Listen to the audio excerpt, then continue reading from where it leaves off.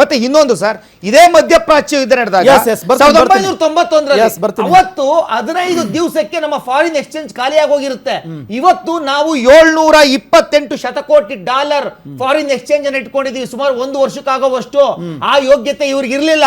ಮತ್ತೆ ಇದೇ ಇಂದಿರಾ ಗಾಂಧಿ ಅವರು ಮೀಡಿಯಾ ಮುಂದೆ ಬಂದು ಹೇಳಿದ್ದು 1991 ಗಲ್ಫ್ ಯುದ್ಧದಲ್ಲಿ, ಅವತ್ತು ವಿದೇಶಿ ವಿನಿಮಯ ಖಾಲಿ ಆಗ್ಬಿಟ್ಟಿದೆ ನಮ್ಮ ಹತ್ರ, 3 ವಾರಕ್ಕಷ್ಟೇ ಇರೋದು ವಿದೇಶಿ ವಿನಿಮಯ, ದಯಮಾಡಿ ನೀವು ಯಾರೂ ಸಹ ಪೆಟ್ರೋಲಿಯಂ ಅನ್ನ ಖರೀದಿ ಮಾಡೋದನ್ನ ಕಡಿಮೆ ಮಾಡ್ಕೊಳ್ಳಿ, ಮತ್ತೆ ಚಿನ್ನ ಖರೀದಿಯನ್ನ ಕಡಿಮೆ ಮಾಡ್ಕೊಳ್ಳಿ ಅಂತ ಹೇಳ್ತಾರೆ. ಅವತ್ತಿನ ಬೆಲೆ ಎಷ್ಟು ಜಾಸ್ತಿ ಮಾಡ್ತಾರೆ? 1 ಲೀಟರ್ ಬೆಲೆಗೆ 4 ಪಟ್ಟು ಜಾಸ್ತಿ ಮಾಡ್ತಾರೆ. ಇವತ್ತು ₹100 ಪೆಟ್ರೋಲ್ ಇದೆ ಅಂದ್ರೆ ಅವತ್ತು ₹400, ಆ ರೀತಿ ಅಂದ್ರೆ 4 ಪಟ್ಟು ಜಾಸ್ತಿ ಮಾಡ್ತಾರೆ. ಅಂದ್ರೆ ಇದೇ ಪಿ ವಿ ನರಸಿಂಹರಾವ್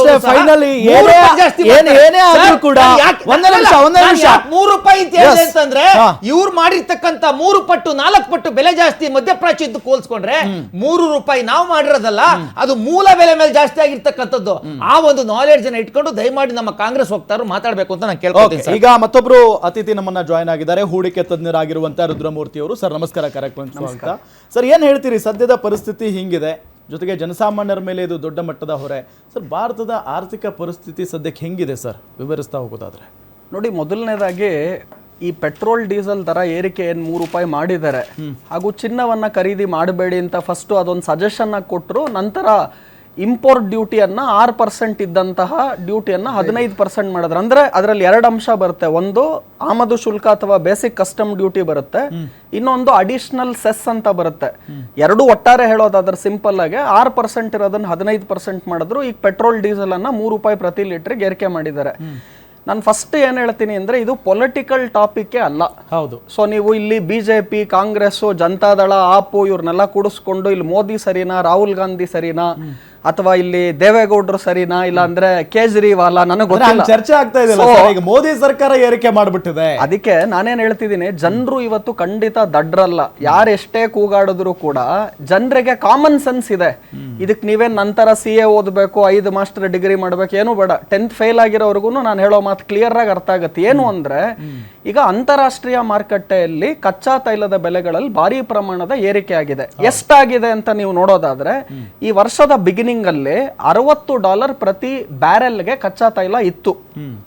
ಅದು $60 ಪ್ರತಿ ಬ್ಯಾರೆಲ್ ಇದ್ದಿದ್ದು ಇವಾಗ $109 ಪ್ರತಿ ಬ್ಯಾರೆಲ್ ಇದೆ.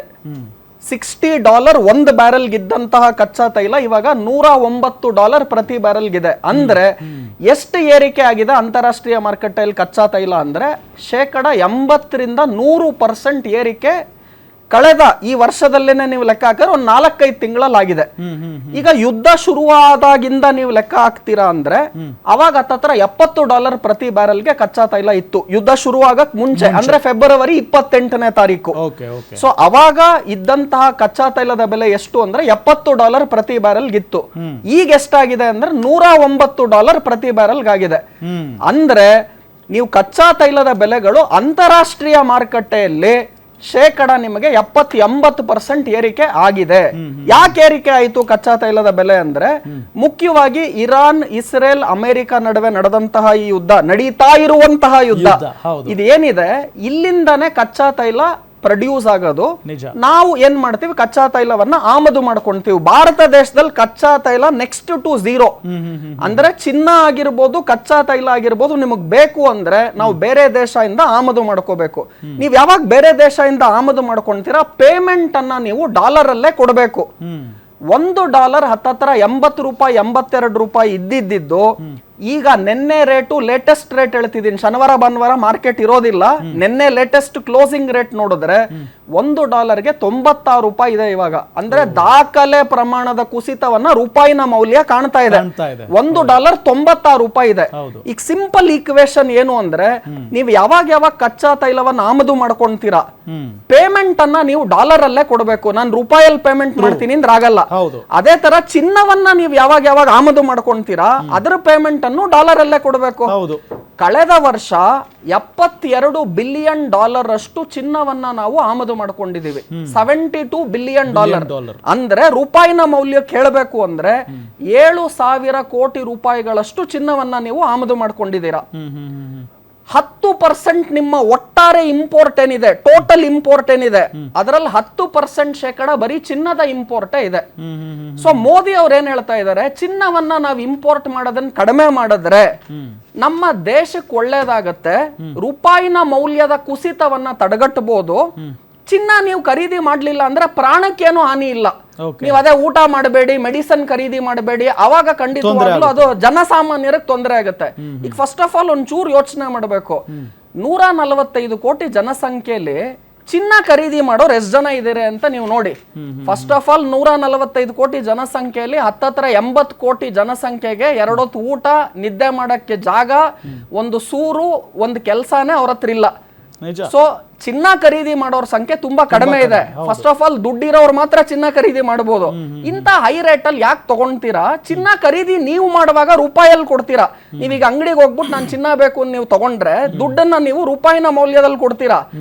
ಆದ್ರೆ ಕೇಂದ್ರ ಸರ್ಕಾರ ಚಿನ್ನವನ್ನ ಆಮದು ಮಾಡ್ಕೊಂಡಾಗ ಪೇಮೆಂಟ್ ಅನ್ನ ಡಾಲರ್ ಅಲ್ಲಿ ಕೊಡ್ಬೇಕಾಗತ್ತೆ.